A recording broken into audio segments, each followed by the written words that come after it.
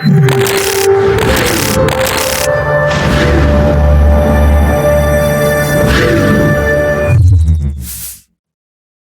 our previous class, we discussed family. Family is defined as a group of people that are related by blood, marriage, or by adoption. In today's class, we will discuss the topic nuclear family. A nuclear family is a simple family made up of a father, a mother, and their children. The roles of nuclear family members. Father. The father is the breadwinner of the family.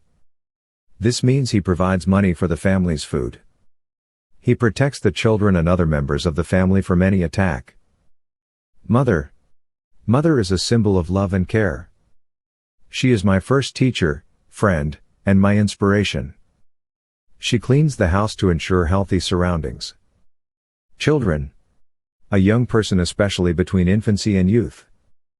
The children help their parents to do household chores. The older children in the family help in training the younger ones. Nuclear families are more financially stable than joint families and can provide children with better opportunities in life. Thanks for watching. See you in the next video.